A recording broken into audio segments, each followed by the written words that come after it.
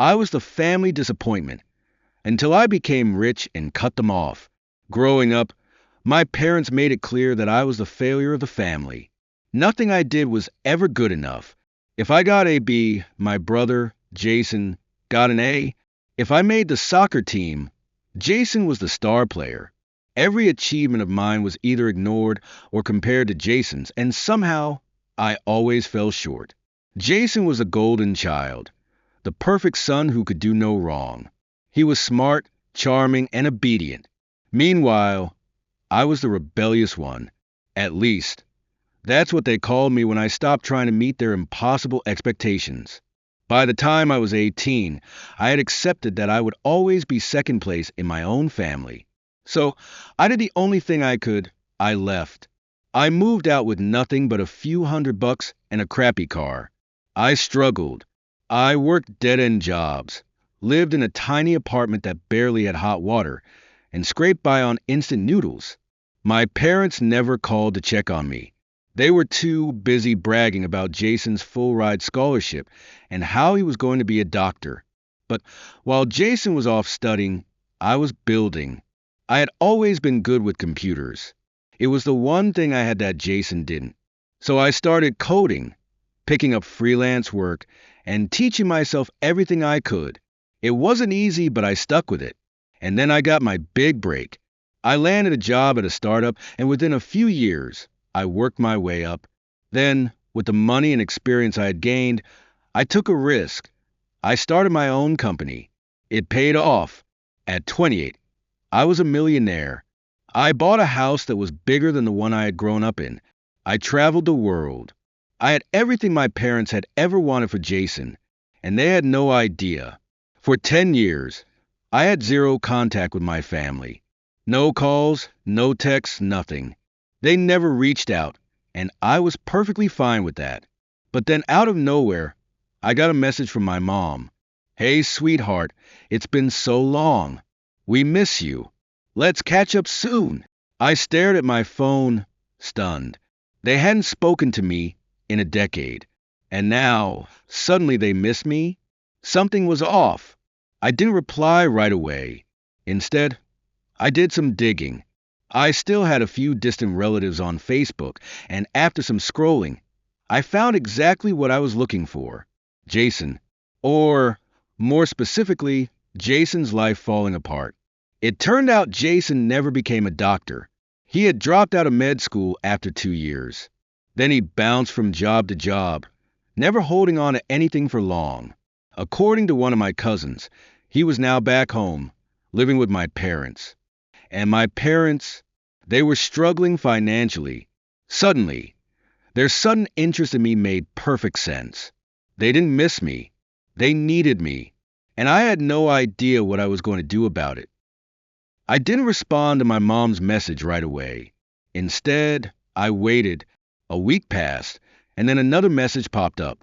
"Hey, sweetie. Just checking in. Hope you're doing well. Call me when you get the chance." I almost laughed. Sweetie? She hadn't called me that since I was a kid. She was trying way too hard. I ignored it again.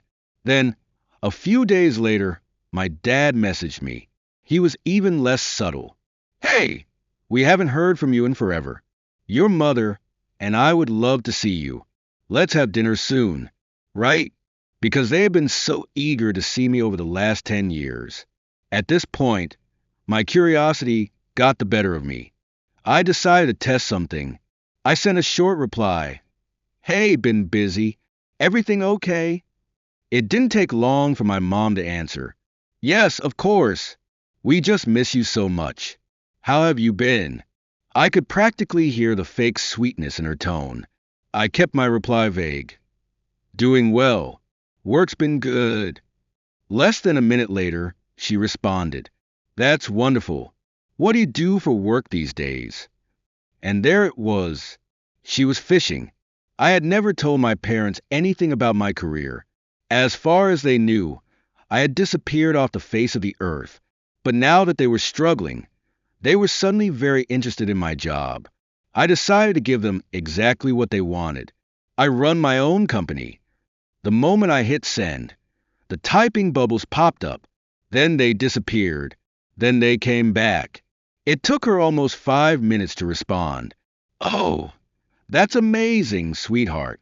We're so proud of you. Proud? Now they were proud? I wasn't an idiot. I knew exactly what was coming next. And sure enough, a few messages later, she finally got to the point. By the way, things have been a little tough for us lately. Your brother is going through a rough patch, and we've had some unexpected expenses. Maybe we could talk about helping each other out. There it was. They didn't want a reunion. They wanted a wallet, and they were about to find out just how much I had changed. I stared at my mom's message for a long time. Maybe the old me, the desperate for their approval me, would have felt guilty. Maybe I would have actually considered helping them. But that version of me didn't exist anymore. I had spent years struggling on my own while they lavished Jason with praise and resources. They never cared how I was doing when I was broke, exhausted, and barely getting by. But now that they were struggling, suddenly I mattered again. I took my time before responding. Sorry to hear that. Hope things get better for you. Short, distant, polite, but not what she wanted. The typing bubbles popped up immediately. We were thinking we could all have dinner and catch up. Just a family. It's been too long. Oh, I bet they were thinking that. I knew what would happen if I went. They'd butter me up, tell me how much they miss me, and then hit me with a sob story about how hard things had been and how I, as their successful son, should want to help his family. But they weren't my family anymore, so I kept it simple. I'm not available. Silence. Then, a few minutes later, you're really going to turn your back on us like this? There it was. The shift. The fake niceness was gone. Now came the guilt trip. I took a deep breath, feeling years of resentment bubbling to the surface. Then I typed my final message. You turned your back on me first. And then I blocked her. I sat there for a moment, staring at the screen, expecting to feel something. Guilt, doubt, regret. But I didn't. I just felt free. For the first time in my life, I owed them nothing. But I had a feeling they weren't going to let me go that easily. It didn't take long for them to find another way to reach me. 2 days after I blocked my mom, an email popped up in my inbox. From Jason. Subject. Talk to me. I almost laughed. We hadn't spoken in 10 years, and now, out of nowhere, he wanted to talk. I opened the email out of curiosity. Hey, I don't know what Mom and Dad said to you, but I think we should talk. They're struggling, and I know things weren't great between us growing up, but we're still family. Can we meet up? No mention of how they treated me. No apology. Just we're still family. I closed the email. I wasn't interested, but Jason wasn't giving up that easily. A few days later, I got another email. Then another. Then another. And then one evening, I walked out of my office building and saw him waiting for me. Jason. He was leaning against a car I didn't recognize, arms crossed, looking like he had all the time in the world. Hey, man, he said casually, like we were old friends. Got a minute? I considered walking right past him, but I was too curious. So I stopped. What do you want? Jason sighed, running a hand through his hair. He looked rough, not like the golden boy I remembered. I get it, he said. You're mad. Mom and Dad weren't great to you, but they're struggling now, and you have the money to help. I scoffed. And why should I? He hesitated. Because they're still our parents. I stared at him. You mean your parents? They stopped being mine a long time ago. Jason exhaled sharply. Come on, man. You're seriously going to let them suffer? You mean the way they let me suffer? That shut him up for a second. I shook my head. You don't get it, do you? They never cared about me. And you? You were fine with it. You let them treat me like garbage because it benefited you. Jason's jaw tightened. That's not fair. I laughed. Oh, it's not fair? Welcome to my entire childhood. He took a step closer. Look, I know we weren't close, but we weren't close because you treated me like I didn't exist. I crossed my arms. And now that your life isn't perfect anymore, suddenly I'm useful to you? Jason looked away, his frustration showing. So that's it? You're just gonna pretend we're not family. I met his gaze. We're not. Something in his expression shifted. The fake friendliness disappeared. You're being a selfish asshole, he muttered. I smiled. Guess I learned from the best. I turned and walked away, leaving him standing there. I knew this wasn't over. My parents weren't just going to accept defeat. I knew my parents wouldn't stop. Jason showing up in person meant they were desperate. And desperate people? They got messy. So I wasn't surprised when, a few days later, I got a call from an unknown number. I let it go to voicemail. A minute later, another call. Then another. By the third one, I picked up, already annoyed. What do you want? There was a pause. Then my mom's voice came through, shaky and way too dramatic. Oh, thank God you answered, she breathed. It's your father. He's in the hospital. I almost laughed at how predictable it was. Right, I said flatly. And let me guess, you need money for his medical bills. She gasped, like I had just accused her of murder. How could you say that? Your father had a heart attack. I thought you want to know. I didn't say anything. I just waited. Sure enough, after a few seconds, she continued, her voice just the right amount of teary. We're struggling, sweetheart. The bills are piling up, and Jason is doing his best, but she let out a heavy sigh. If we could just get a little help from you. And there it was. I cut her off. I'm not giving you money. Silence. Then her voice turned sharp. We are your family. You can't seriously be this heartless. I let out a small laugh. Funny. I don't remember you caring about my struggles when I was barely able to afford food. She scoffed. That was different. You were young, and you needed to learn responsibility. I shook my head. You didn't teach me responsibility. You taught me that I was disposable. Her breath hitched, like she was about to cry. I didn't buy it. I was done playing their games. Hope Dad gets better, I said. But his health? Not my problem. And then I hung up. I expected more calls, more emails, more guilt trips. But instead, it went quiet, too quiet. And that's when I knew they weren't done yet. They were planning something.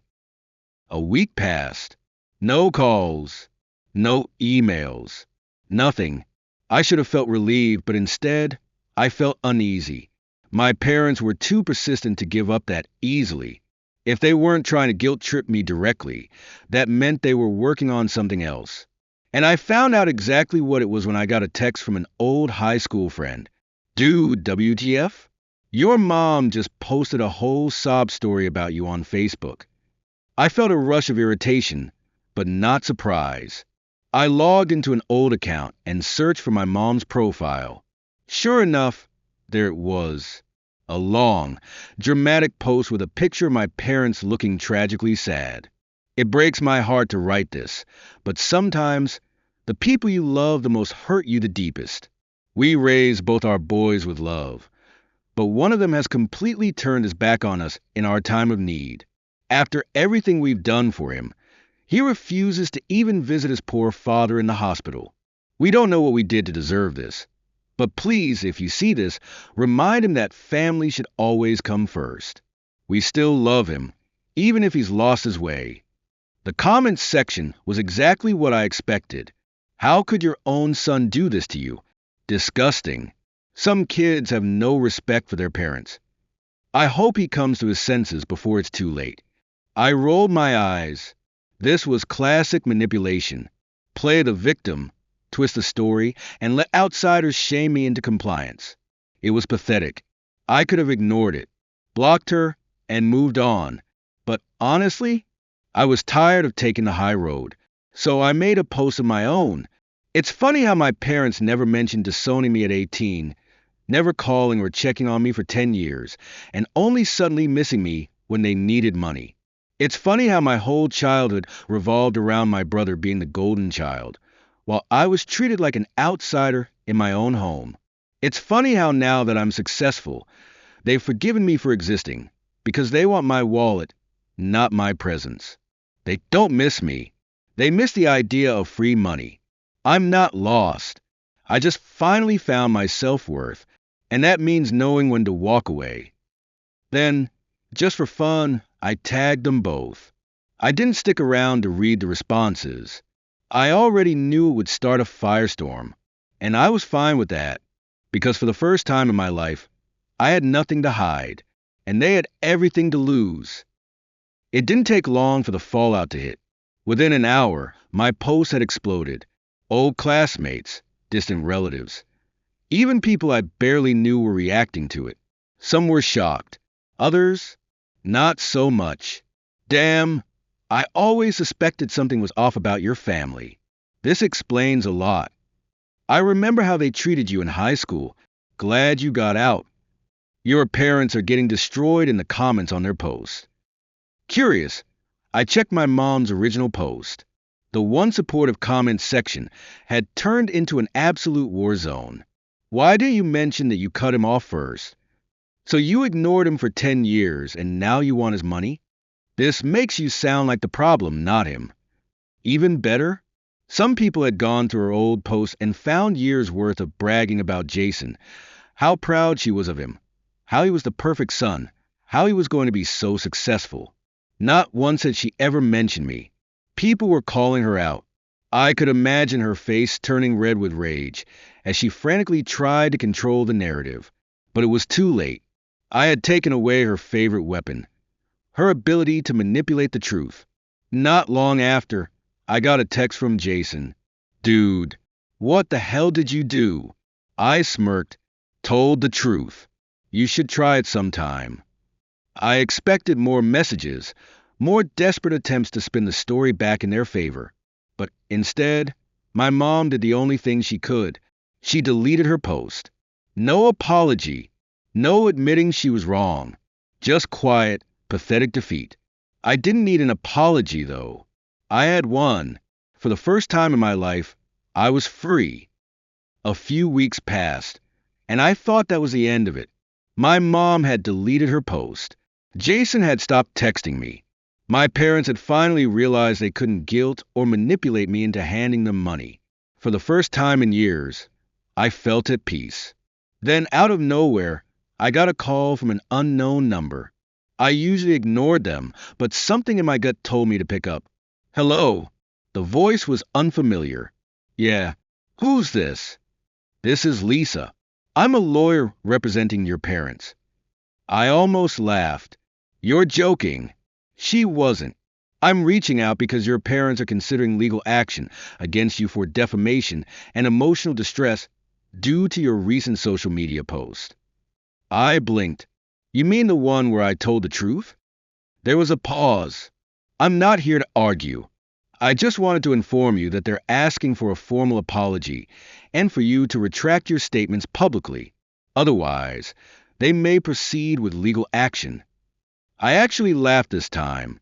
Are you serious? They abandoned me, tried to use me for money, publicly lied about me, and now they want to sue me because they got embarrassed. I'm just relaying the message, she said, sounding a little uncomfortable. Do you have a lawyer you'd like me to contact? Oh, don't worry, I said. If they actually go through with this, I'll be more than happy to get one. Because here's the thing, they had no case. They weren't suing me because they thought they could win. They were doing it because they wanted to scare me into silence. But I wasn't scared anymore. So I told her, let them know that if they sue me, I'll countersue for emotional distress, abandonment, and harassment. And I'll make sure every single detail goes public. Lisa sighed. I'll pass along your response. Yeah, you do that. I hung up. I wasn't worried. My parents were idiots if they thought they could bully me into apologizing for something they had done. And sure enough, a few days later, I got another message. From Mom. Let's just forget all of this happened. Family is more important than arguments. We can start fresh. I stared at the message for a second. Then I blocked her number. Because I wasn't starting fresh. I was done.